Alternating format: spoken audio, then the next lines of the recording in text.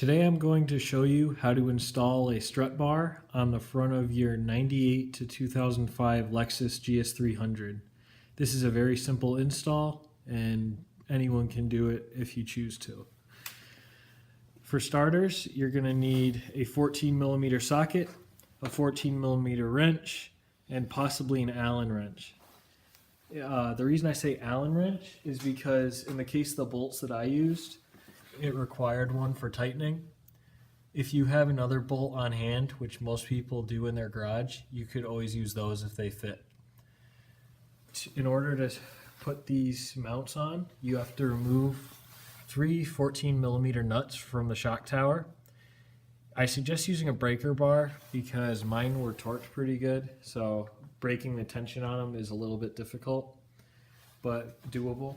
So have that breaker bar, so save yourself some back strain. And then once those are off, the towers go on, and from there you put the bolt through and the bar goes across. One important thing to know is that on the right side in the left-hand drive models, your battery and I believe this is a fuse box are over here. You actually have to take this one out to put this tower on. And to do that, there's 3 10mm bolts and a wire mount. The wire mount you have to pop out so that you can tip this forward to fit this one in. It's very easy. If you have a second person who can hold it up, it makes it way easier. My father helped me and it couldn't have worked out better.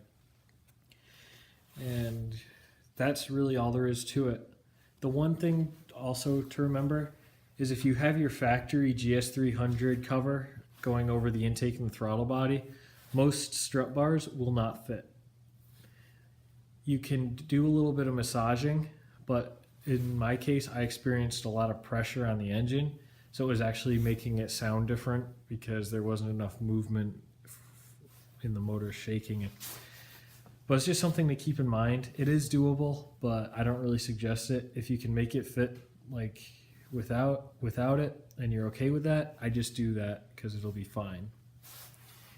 And I'm going to install the final one and show you the fitment and stuff, and that'll be that. And here it is. This is the strut bar when it's fully installed, and if you did it right, this is how it'll look. The reason I suggested having a couple different kinds of wrenches is because, especially on this side, the clearance is really tight, so you need a decently small wrench to fit in there. I ended up using one of these. It's a Cobalt series wrench. It's got the ratchet in one end and a regular wrench on the other. This is a 14, so it worked out perfect. The Allen wrench sat right next to the shock tower, so I didn't have to hold on to it. And I just tightened up with this side, and it worked out really, really well. And I did the same for the other side as well. As far as clearance goes, it's very, very close. There's probably 1/16 of an inch of space. So it'll be interesting to see how it is. If it makes any rattling, I'll probably take it off, but it should be fine.